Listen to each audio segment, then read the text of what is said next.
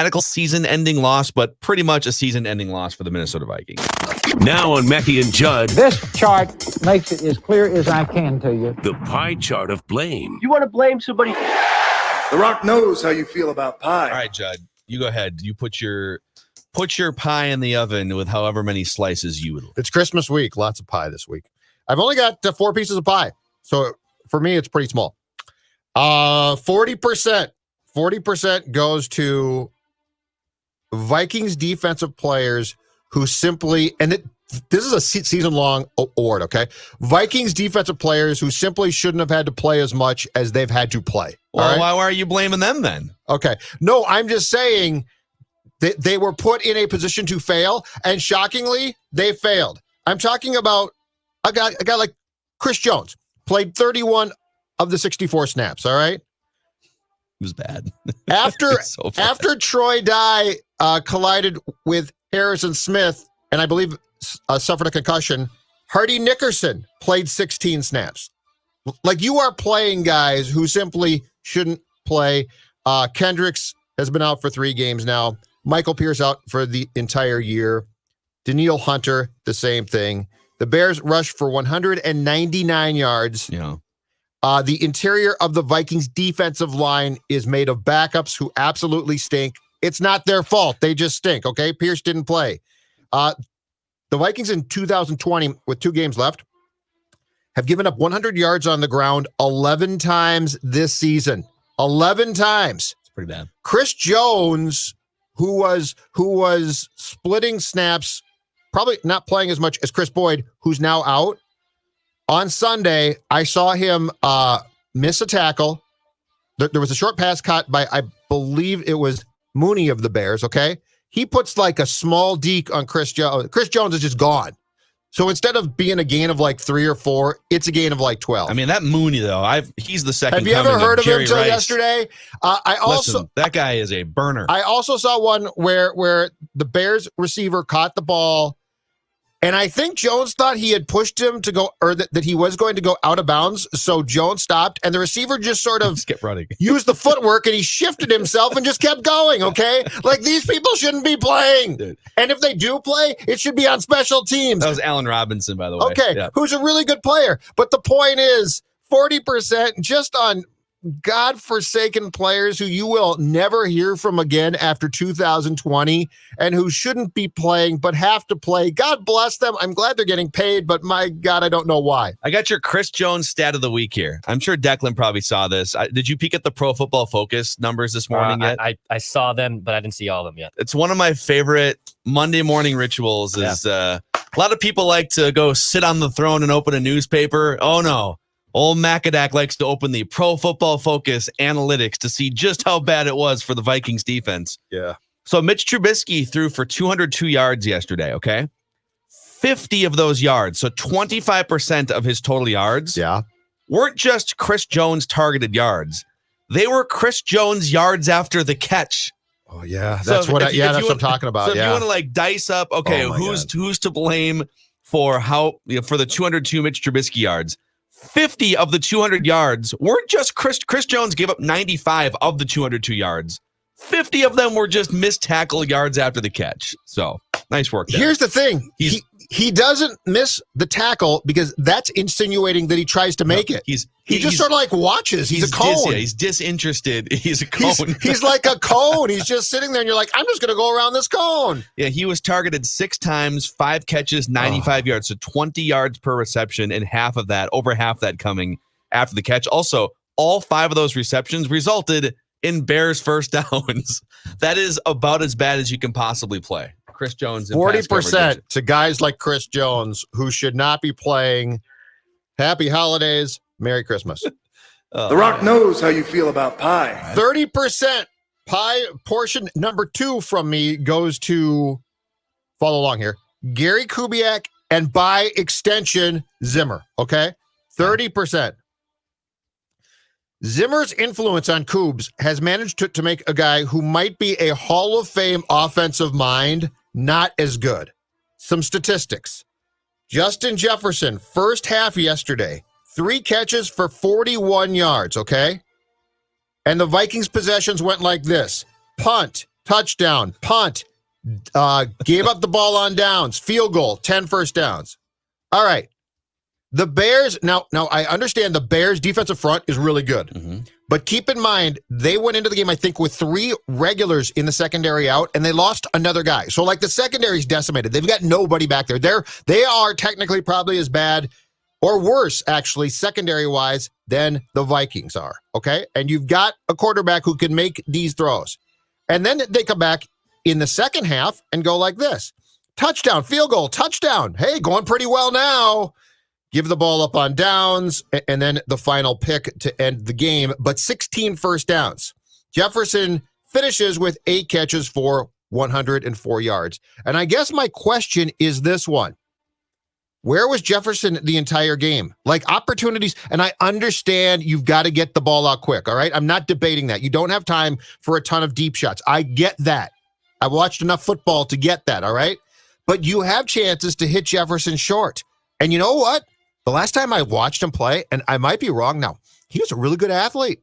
Like, athletic ability, he could take the ball, he could catch the ball 5 yards, 5 turns into 10, turns into 15, and now he's loose, okay? I've noticed that too, yeah.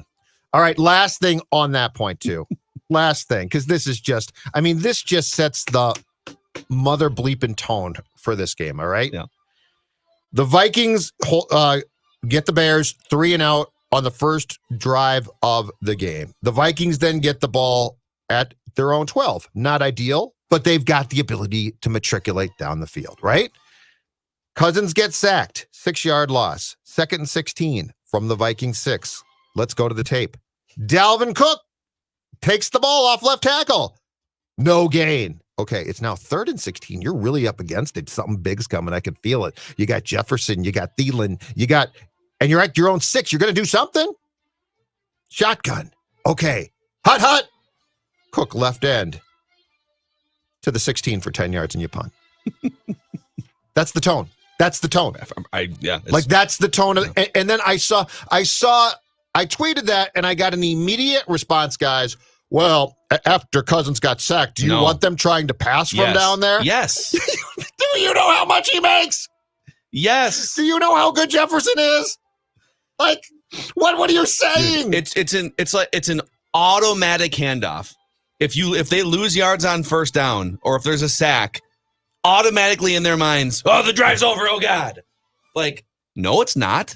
You still have weapons. You still have a quarterback that you can. I get that the offensive line isn't a disaster, but you know what? Here's a silver lining for you.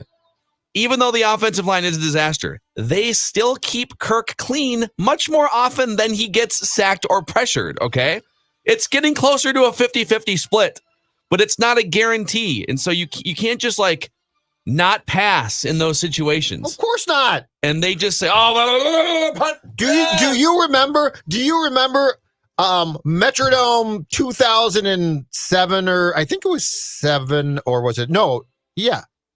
And the Vikings are playing the Bears. They're backed up. I believe they're basically at the 1. It's a Sunday night game. And Monday night. What was it? Not Gus Farad who throws the ball to Bernard Berrien for wait for it, a 99-yard touchdown. Yeah. Okay. How often? That was Bernard Berrien. This is totally anecdotal. Maybe someone can prove me wrong on this, but in the Kirk Cousins era, how often do you recall the Vikings dropping back, like, inside their own 10? And look, drives are once or twice a game. You're gonna have a drive start inside your 15 or 10, right?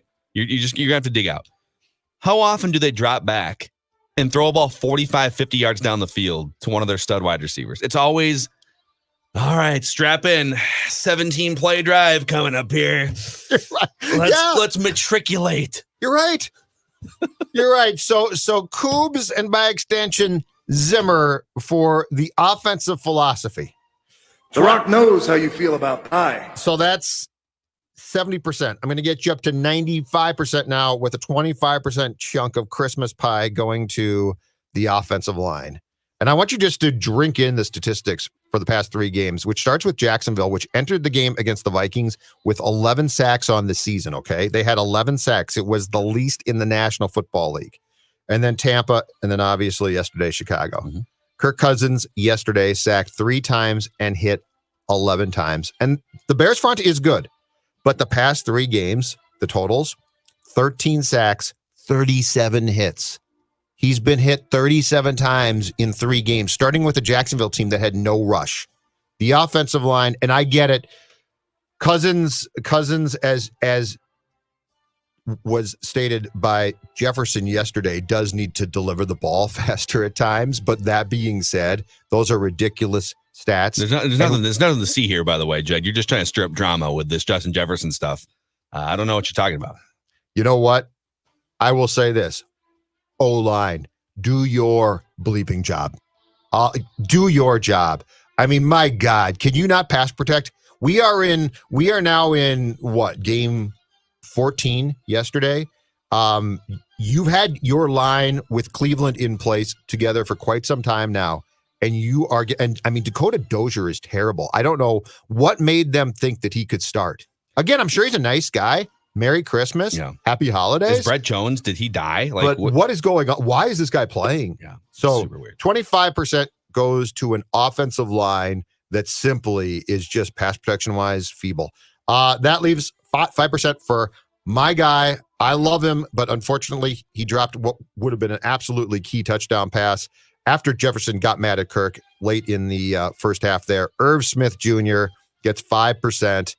If he catches that ball and it's a touchdown instead of the Bailey field goal, the scores the Vikings move down the field for that last drive would have been 33-31 Chicago. And Dan Bailey could have come on to attempt, and insert your own joke here, but he was perfect on Sunday, attempt a field goal that would have won the game. And the Vikings moved down the field easily enough that Bailey would have had a decent field goal attempt, okay? So, unfortunately, Irv Smith Jr., 5%. So I go 40% to the Vikings defense, and especially players on that side of the ball who simply should not be asked to play, but are. 30% goes to Koobs and Zim and the offensive philosophy. 25% goes to the offensive line, and 5% goes to the drop touchdown pass by Irv Smith Jr. on third. The Rock knows how you feel about pie. All right, I got to be honest here. We're looking at a bunch of vacation days coming up here. I'm feeling kind of lazy, and so I'm just going to take 4. Actually, it'd be 2 slices of my pie here. Yeah. I'm going to cut it into 4 equal pieces out of just pure Christmas week laziness. Okay. I'm not gonna say 17% over here. 4 equal pieces of pie out of laziness, because the Vikings offensive line, which gets the first piece of pie, was just as lazy pass blocking as me putting together this pie chart of blame. Okay. 21 pressures allowed, a 42% pressure rate along the offensive line yesterday. Dakota Dozier, congratulations, a season high 7 pressures allowed up the left guard spot there. Kirk, I would say patty caked his way to at least some of the pressures and for sure a couple of the sacks. The strip sack was just like internal clock malfunction city. I don't know what he was doing on that play, but there must have been like 14 secondary members out there roaming and covering Justin Jefferson. Or, once in a while, it's okay just to, especially in the second half when you have to be more aggressive, just like, hey, Justin Jefferson might be double teamed. I don't care. He's awesome. Exactly. DeAndre Hopkins was double teamed in the end zone yesterday and still went up and made one of the great touchdown catches of the season. I would rather throw it in traffic once in a while. I would, if I'm Kirk, I would prefer to get picked off than to lose the ball the way he did. I would also prefer to get picked off driving the ball down the field in my final 2 drives than to throw dink and dunk 6-yard, 10-yard passes with no timeouts over the middle of my tight ends. But offensive line was terrible, and they deserve to be ripped, and they get 25% of my pie chart of blame.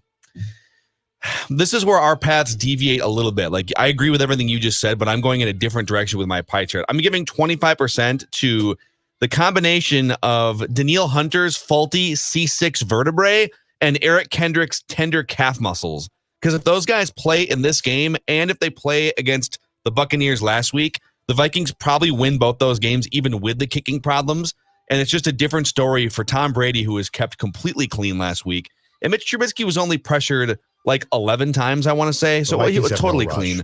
No, that's true. Like, Danielle Hunter gets after those quarterbacks, and Eric Kendricks helps clean up some of the missed tackles and things that you saw in that game. I don't think Montgomery breaks as many tackles if Eric Kendricks is one of the ones pursuing him. So, the Bears offense probably still runs a little bit wild, but those 2 guys make such a big difference. And to sit here and just like angst over whether Todd Davis is missing tackles or not, like, it doesn't matter long term. He's not going to be a starter long term. No. So 25% to Danielle Hunter's faulty C6 vertebrae and Eric Kendrick's tender calf muscles. The Rock knows how you feel about pie. Another 25% of my pie chart of blame goes to the Vikings' way too conservative first half offensive approach all season long. And this probably even predates the 2020 season if we were to go back and do the dive, okay? I'm sitting there thinking yesterday, this is the beauty of the internet now. You can pretty much look up anything. I'm sitting there yesterday. It's like the Vikings, all right, they're moving the ball again in the first half and they're doing their thing. And then you get to halftime and it's like they're grinding to get to 10 points at halftime against this defense. And yet they're moving the ball. You can't just blame it on Dan Bailey. He's made his kicks. So, like, what is the problem? Why does it seem like every drive is just a methodical rock up a hill and it's like they just don't have any downfield push in the first half? And so I looked it up.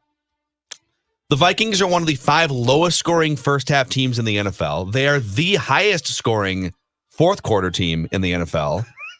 Yeah. Right? Not surprising. And that's good. Like, definitely score points in the fourth quarter, but rally. Maybe get to halftime with more than 9 points once in a while. They run the ball in the first quarter on 60% of their offensive snaps.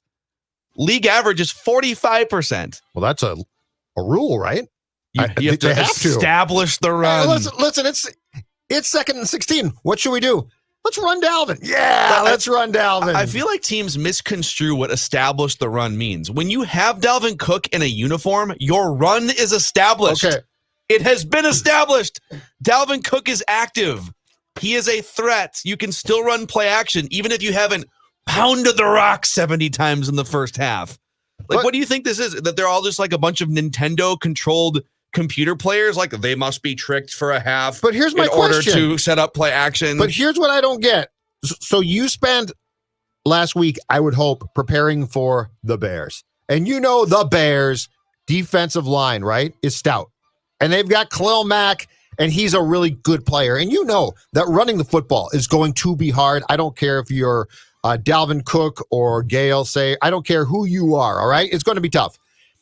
And then you look at the Bears secondary, Phil Mackey. Okay. Jalen Johnson, starting corner. Oh, he's out. Buster Skrine, starting nickel corner. Oh, he's out too. Backup safety, Deion Bush. He's out. During the course of the game, Jalen Johnson's replacement, Duke Shelley, gets hurt.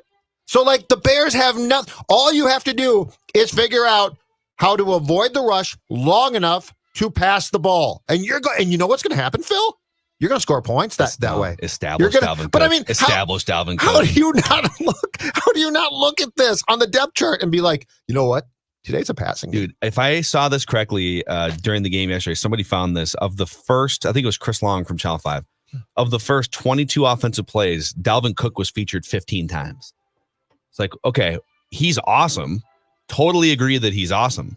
But when you're that one-dimensional early in a game, unless he breaks free, and I'd have to go back and look and see like what his longest runs. My guess is a lot of them are in the second half, but I got more for you here on the conservative offensive approach, okay? On the Vikings touchdown pie chart this season. Yeah. 17 first half touchdowns. Okay, so like one a game. They're averaging like one touchdown a game in the first half. 28 in the second half. So they're nearly double the amount of touchdowns in the second half because guess why? In the second half, they throw the ball more because they have weapons. It doesn't mean that Dalvin Cook also isn't going off in the second half. It just means that you're using all of your weapons more in the second half. They think they're doing themselves a service by pounding the rock for an hour and a half in the first half. And what they're really doing is setting themselves up to have to come from behind, which is not their strong suit in the second half. Yes. So like throwing more early would get them out to earlier leads, and then they could lean on the run later. And they do it backwards. Not to mention the second to last drive of the game. Your season's on the line. The playoffs are just like up on the horizon. You got to get to the next horizon, next hill to keep your playoff hopes alive. You need a touchdown to go ahead, and you've got 80 yards to do it. And I think they had a timeout or two with under 3. So time was of the essence in this situation. Yeah, I think they had 2. Right? So they had 2 left, they can stop the clock, but time is of the essence, and they have to go 80 yards. Yeah. And they hand the ball off on 2 of their 3 plays on that drive. Yeah. For what purpose? To establish the run, like at the beginning of the drive, to set up. I mean, And I get it. I'm not saying that you can't use Dalvin Cook in those situations, but when you run a handoff on your first play, now 30 seconds have come off the clock, and you only gained 3 yards. And so now it's a waste of a play altogether, and you've wasted 30 seconds. It's ridiculous. So, all right, end rant. 25% to the Vikings, way too conservative offensive. You got 3 approach. yards. Like, what more do you want? Dude, don't get me started on the You went from the 20 to 23. What more do you want? Okay, one more conservative offense then, okay? So they get the ball back again, and now they're down by 6, and they've crossed midfield. They've got 12 seconds left, no timeouts, 40 yards for a touchdown. And in my mind, in anyone who's played Madden, I would think, like in anyone else's mind that thinks about game theory on any sort of introductory level, oh, you've got 2 shots at a Hail Mary. You have 2 shots to win this game right now. This is great. And they think, no, we got to get 7 yards closer. Yeah. Let's risk getting sacked and getting tackled inbounds so that we can set up a slightly closer Hail Mary throw and cut our chances in half. I'm telling you, Phil. And then a 9-minute review or whatever it was, too. Like, just line up for the Hail Mary. It's so stupid. It is. They manage the game as if they dictate the rules. And by that, I mean, look at their drives when they're trailing are basically drives of teams with great defenses that have a lead. The other thing about the drive that you're talking about and the pass to Jefferson that was so great was an awesome idea if you needed a field goal to win. Yes. Like, let's get into field goal position. But coach, we're down by 4 or 5 or 6 or something. No. We need to be in Dan Bailey position. But it's not going to help. We'll lose by 1. And the thing is, people might sit there and like I got because I put the tweet out last night. I took the burning Declan, get this, when the Fiend was set on fire last night during a WWE pay-per-view. TLC, yeah. There was an Inferno match last night, which means you can only win by setting your opponent on fire. It's a great match. It's awesome. And the Fiend gets set on fire, and I took a screenshot and said, "This is me after the Vikings ran a pointless 7-yard pass play."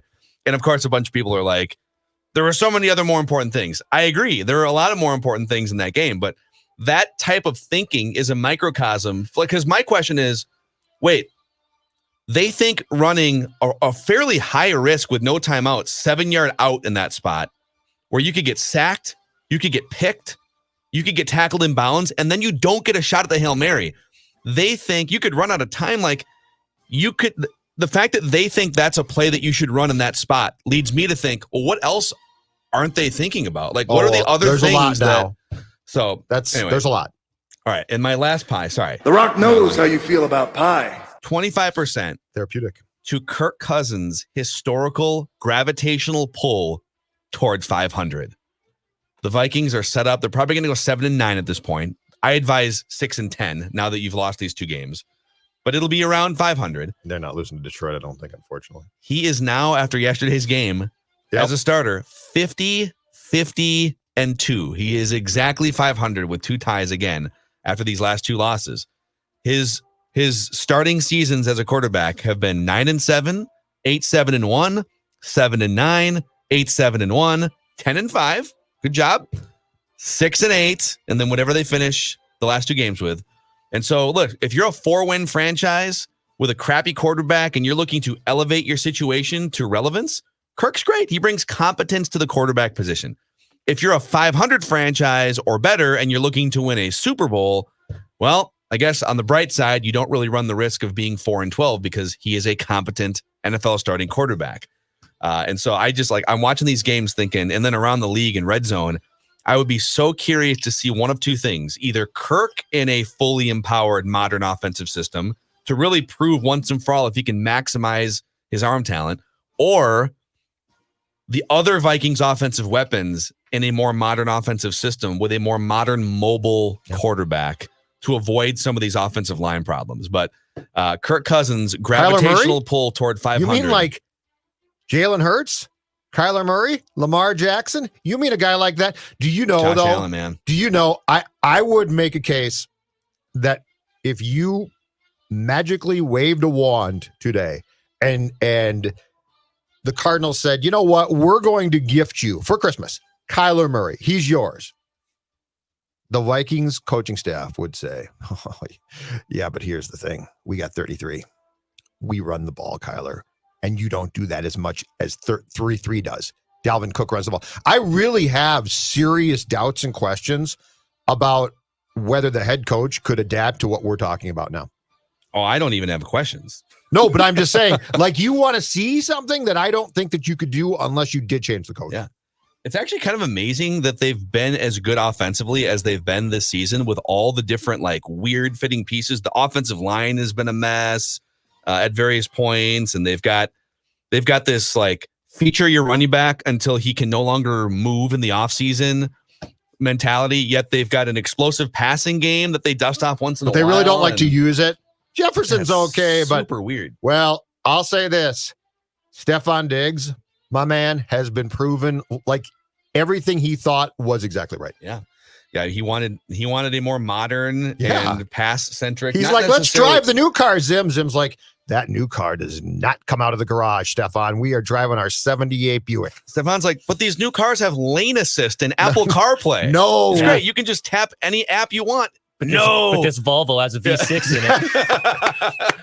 That The new Rock car, knows how that's you for feel about sinners. pie. No. So equal pieces, pie chart of blame. Offensive line, Danielle Hunter's faulty C6 vertebrae, Eric Kendrick's tender calf muscles.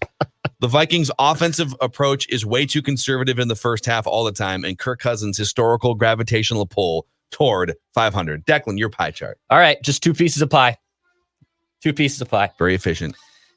10% of this pie goes to the Vikings' disastrous offensive line. I mean, we saw the pressure rates. We've seen the Pro Football Focus grades. Dakota Dozier, I told Judd this on Friday. When I've seen him in the locker room and stuff, and he has glasses on, he literally looks like a 5th grade science teacher. If you didn't see him on a football field, you would guess he's like a science teacher. He doesn't look like he should be playing football. Who is your daddy? Go to What the does he carpet. do? Get the toy. Bring it back to the carpet. And the whole O-line. Arnold should be on the O-line, for God's sakes. He'd be someone needs good. it. He probably would. Could play tackle. Yeah, so the offensive line was a disaster. It's 10%. But the majority of this blame goes to Mike Zimmer. 90% of this pie goes to Mike Zimmer. And I know you're out with pieces. You don't have Hunter. You don't have Kendricks. Michael Pierce has opted out. But when you let Mitch Trubisky carve you up like that, you deserve blame. Like, I know the players are playing and coaches coach, but Mitch Trubisky is now 5-2 against the Vikings in his career. All of that against Mike Zimmer's era defenses. 5-2. He's 5-2 against the Vikings. And Mike Zimmer can't figure out a way to scheme and stop Mitch Trubisky. Well, Chris Jones just likes to watch football games. So I know it's on the players too, but I have to put blame on the head coach. So just 2 pieces of pie, 10% the offensive line, 90% to Mike Zimmer. Hey, do you guys think, let's assume Mitch Trubisky keeps playing pretty well these last couple weeks. The Bears get the Jaguars this week, so they're gonna move above 500 almost certainly. And then it'll basically be a showdown with the Packers in week 17 with a chance to sneak into the playoffs. If he plays well in those 2 games, do you think the Bears bring him back on like a 2-year contract? Yes. $10 million a year. Do you think this is solidifying and Mitch does Trubisky? everybody come back? Nagy's coming back for sure now, I think. Nagy comes back. He's Ryan going Pace, to be above 500 or 500 in all 3 years. You can't fire that. Pace, the GM comes back now. Trubisky possibly comes back. Mm-hmm. Oh my God. Talk about spinning your ever-loving wheels. Yeah, I mean, I would argue, though, if they had a better quarterback than Trubisky, that this team would be more like a 10-6 team than they are. But you could say that about a lot of teams, too. Nagy, though, is Vikings a are probably weird. He's a weird coach, man. He's I don't know. I think if they He's a had horrible person. if they had I think he's a bad guy. really why? I just the way he talks about people and addresses people in the media. I don't know. I think he's genuinely a bad guy. I think he's Could just be sort wrong, of a football coach, but his in-game decisions at times are really odd, and the play calling has improved since they made the change, but it's still, I don't know. I just think the Bears would be very wise to sit down internally and say fool's gold. I don't think they will. Well, the problem for them is, and actually this is a good segue for us because it's also the same problem the Vikings might be having. I want a mock! Today on tankathon.com. Okay. Oh yeah. Yeah, Very interesting. I think I looked at this last night with the draft order. Yeah, the number 1 team has changed. Jacksonville's now drafting number 1. We'll get to that. Trevor Lawrence. We'll get to things we learned on NFL Sunday. I got that one in my notes. Justin Fields going number 2 to the New York Jets. And then you got to go down to the teens here for the next couple quarterbacks to come off the board. Number 12 overall to the San Francisco 49ers. the BYU kid, Zach Wilson. Okay. And then number 13 to the always looking for a quarterback since Peyton Manning retired Denver Broncos, Trey Lance from North Dakota State. That's such a Broncos pick. A kid that played one game. That is so Broncos right there. And John Elway loves tall quarterbacks. Yes. So you get the 6'4" kid, or he sees over the line. And he can't find one to save his life. And that brings us to the 14th overall pick, according to tankathon.com. Yep. The Minnesota Vikings selecting Cornerback. South Carolina cornerback J.C. Horn. I want a mock. No. Yes. No. Yes. So It's on happening. brand. It's happening. So on brand. I get that I'm ranting against like some intern at Tankathon who's just doing random selections here, right? But who knows what we know, which is they always take a corner. Cam Dantzler's awesome.